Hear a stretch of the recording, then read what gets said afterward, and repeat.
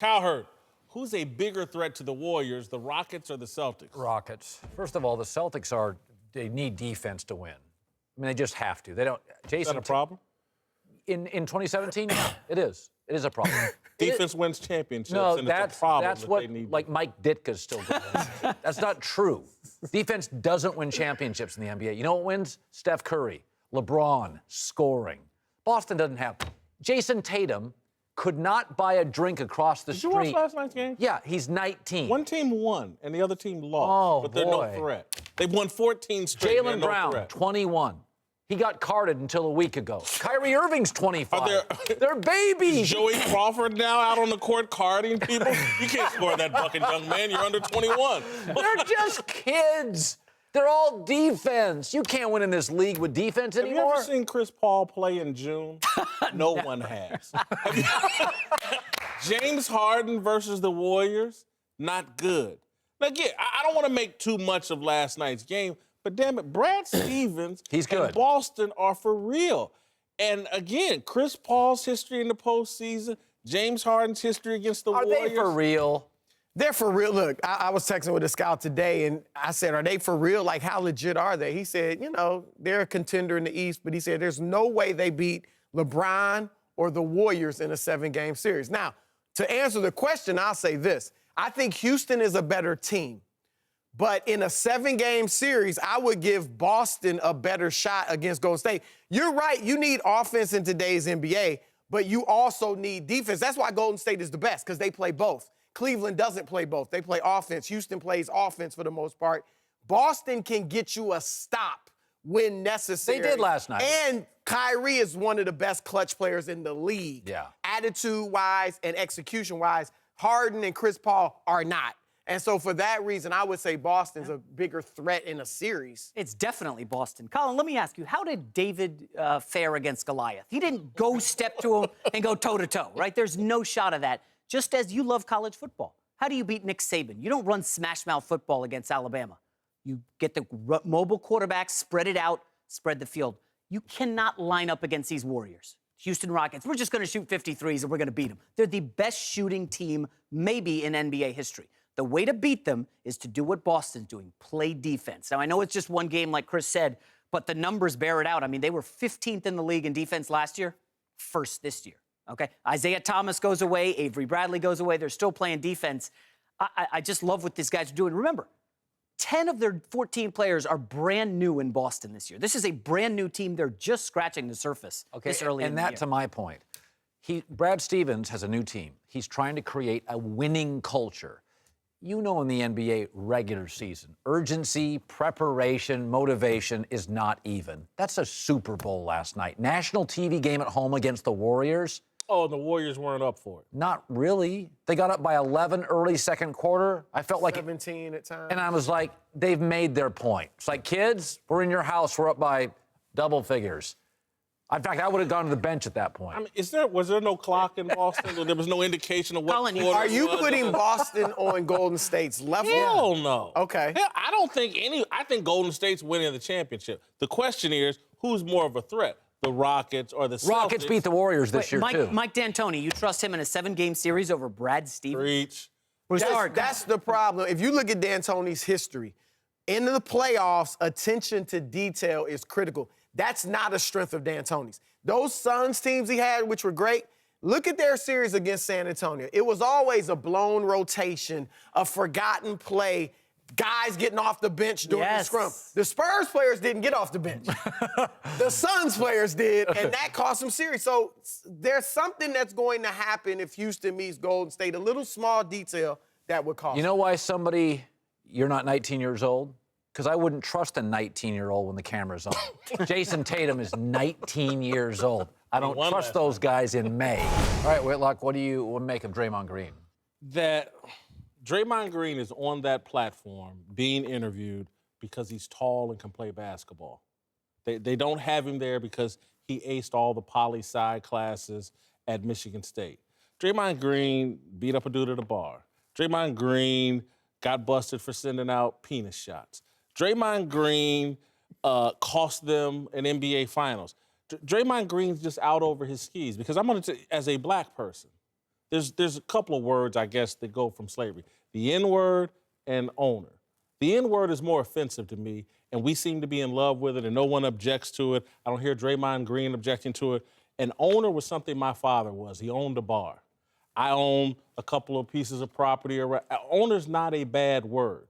And, you know, I just think we've gassed up so many athletes to think that they're all now spokesmen and intellectual thought leaders, and we're putting them on platforms, letting them talk to people because they can dunk a basketball and they make a lot of money.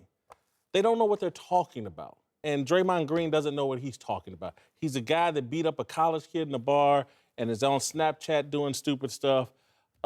He's just out over his skis. Yeah, I mean, he also used the word master.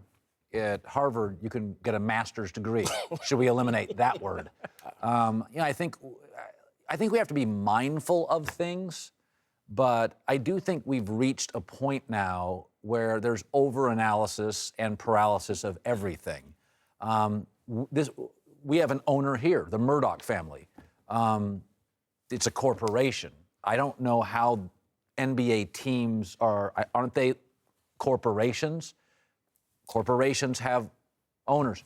I own my home. I don't. Do you have to change the wording on a contract? You own a liquor store.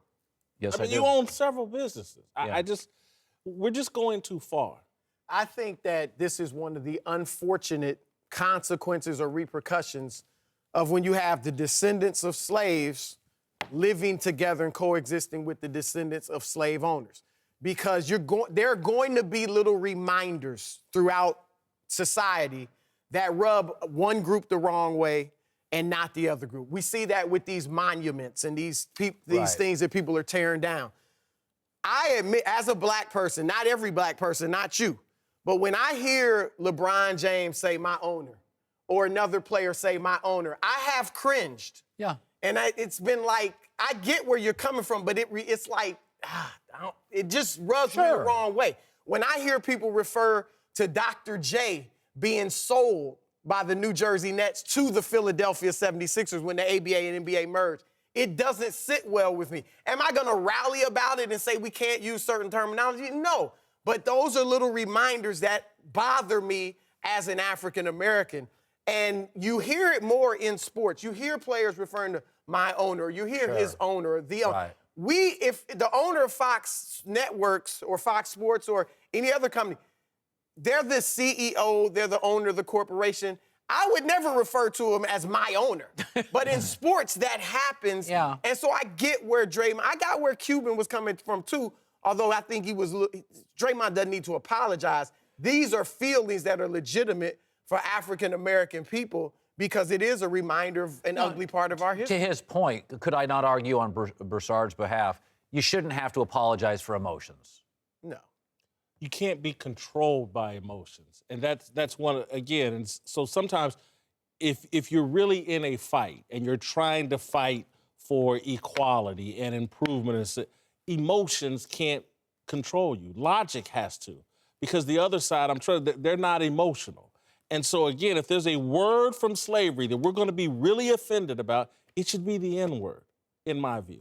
And so that's where, when I hear, and again, it's like my father owned a bar. None of his employees, Chris is right, none of them said, hey, that's my owner. They said, that's my boss. Right. And so I get that.